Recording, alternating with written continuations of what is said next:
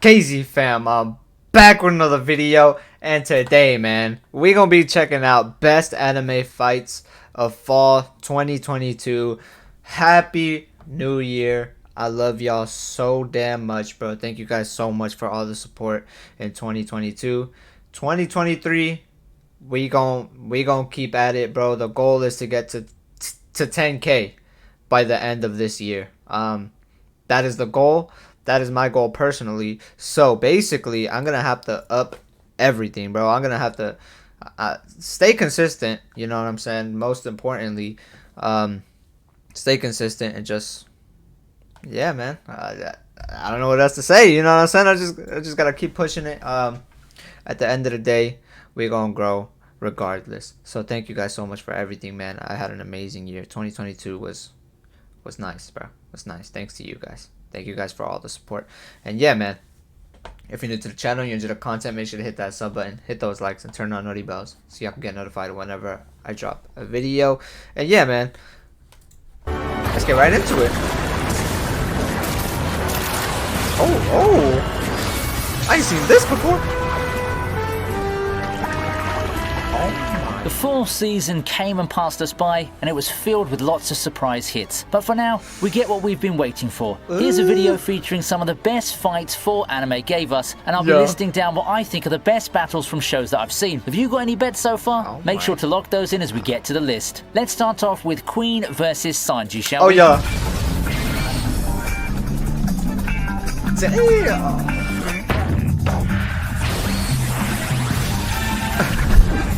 One Piece in 2022 seems to be all about Kaido, the epic Kaido fight. We all heard about it, but I don't want it overshadowing a fight that can be just as awesome. That's Sanji versus Queen. With how much fan focus has been on other characters, I wouldn't blame you for not remembering how awesome Sanji can be, but he sure owned this moment when he saved everyone from Queen. It's finally time for him to shine, and the fight sure delivered. We get a second showcase of powers and all, and he did give us an amazing entrance, saving Chopper. The fight is great so far, giving us a glimpse of a gritty and serious Sanji. After all, and he was going up against King as well.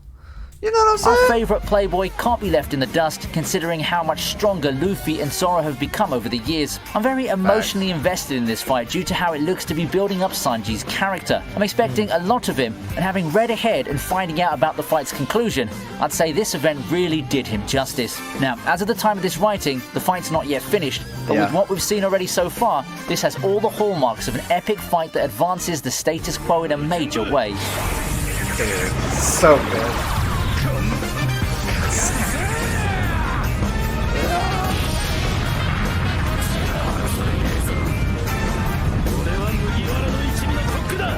Suletta versus Elan is pretty nice, and it adds some cool world building in the process.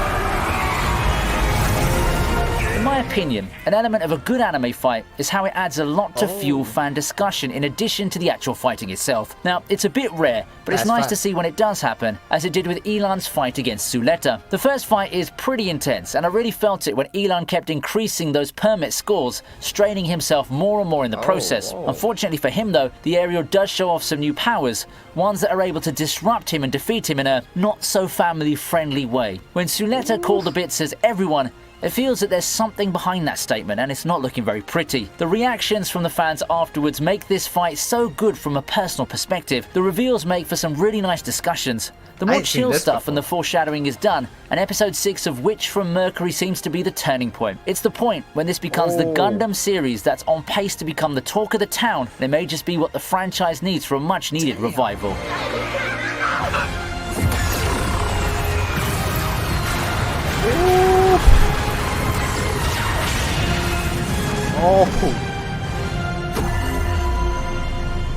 Up next is Sid versus Zenon. Oh yeah.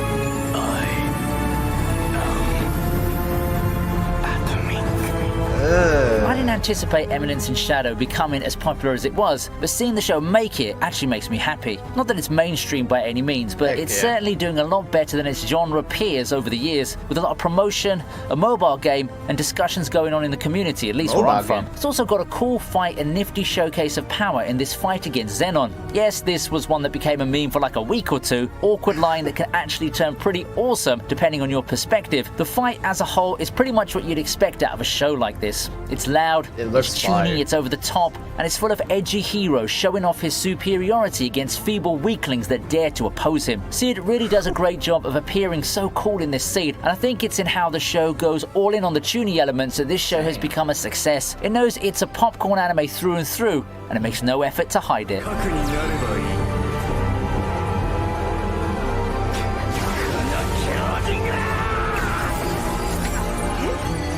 And if you thought that that was an exhibit of crazy overpoweredness, how about the Katana Man fight? Crazy. Just what is Katana Man made of? If you thought Denji and his team were OP, this Katana Man guy puts everyone to shame. The guy freaking survives everything. Fox Devil, Curse Devil, Ghost Devil, everything. His one-on-one with Denji is all sorts of awesome too, with music that goes hard and camera angles that make the action feel even more intense than it already is. The short exchanges... Chainsaw Man is insane in general, bro. Even without the fights, like, bro, it just looks so good. Really cool. It all starts with Denji leaping off and beginning the battle, and that grips you and holds you in for the ride, never letting go thanks to the spectacular animation and how fast and furious the fight is. You know, until the pace slows down when Denji decided he wanted to take a hostage. Bad idea. Seeing Katana Man just being crazy overpowered, as well as the Makima scene that follows, which got featured in another video, so make sure you check that out, is quite an eye-opener to the grand scale of things in the Chainsaw Man universe. Just when you thought Denji and allies had everything in the bag, you see monsters like these roaming around.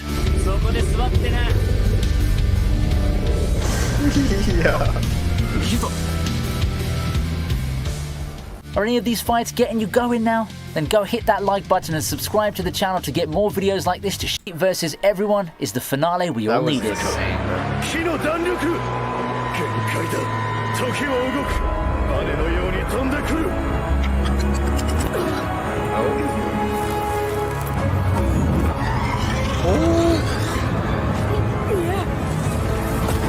As Stone Ocean looks to cap off what's been a long story spanning generations in the JoJo universe, it's just fitting that we get a final fight like this. Long, action-filled, and filled with callbacks, albeit with twists. And it's nothing short of being an emotional roller coaster. The fight just makes all the powers come together in an extremely entertaining dynamic. This anime is just astounding, really. Reading the fight chapter after chapter in manga form was great, but seeing the actual attacks animated, with the music helping enhance the mood, is the only way you can do JoJo fights justice. It also helps that Pucci makes such an engaging final villain. Jotaro also had a nice curtain call. You can tell that he's no longer in his prime, but he still got it in a way. Such a great way for a legendary character to go out. And if you still haven't had enough of emotional final fights for characters who've stuck around for a while, you need to stay put for the next entry. Wow.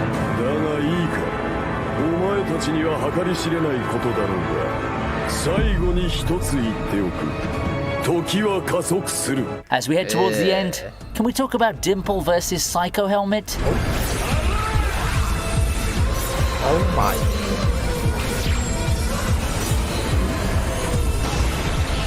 We've had a lot of great sidekick times in the limelight in anime history before, but this one just takes the cake. I don't think I've ever felt this struck or invested in a side character in recent memory, but here we have Dimple being the biggest hero we can ever hope for. Sure, the actual fight is good, but this, in my opinion, is all about the emotions. It's pretty amazing how awesome this fight is, both in showing off Dimple's prowess and culminating his character arc. And there's no better anime than Mob Psycho to animate what an amazing farewell. Salutes. Farewell?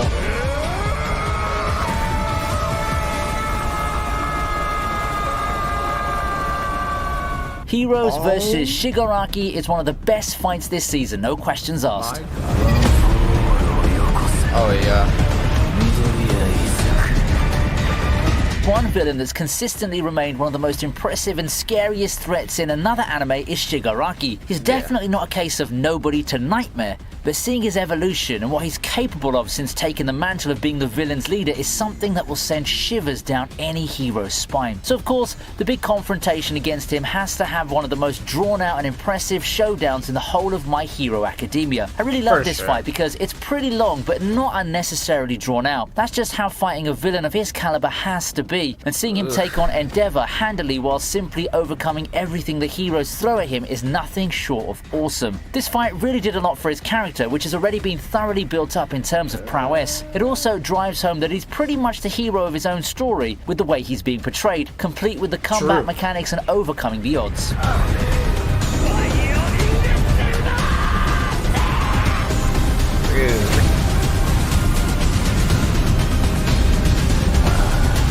Bankai.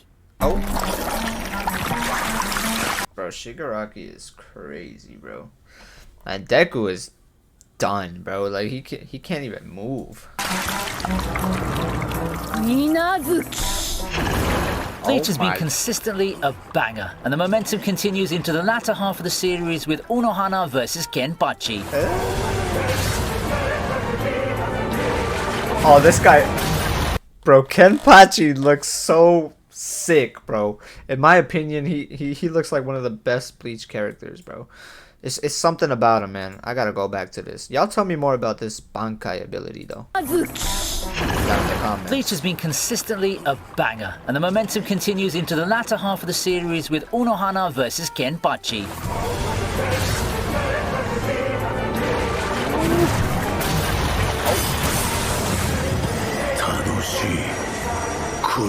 What? Finally, the long-awaited battle of the Genpachis is here. Kenpachi versus Unohana is an affair that simply left me speechless. Unohana repeatedly beats Kenpachi only to revive him to make him stronger. A trial by fire that's the pinnacle of pure sword fighting in Bleach. Some smooth animation here and chilling moments when Unohana brings out her Bankai makes this a rather morbid spectacle. The cool thing about this is that the foreshadowing has always been there. Remember when Aizen just noped out when Unohana first arrived to the scene at the time of his betrayal, or everyone being afraid of her, even Squad 11 members? This is Kubo tying some loose ends, all while giving us a battle to remember. For the Gotei's strongest and most veteran captain besides only Yamamoto, this is the great send-off and a proverbial passing of the torch moment to Zaraki. Oh my.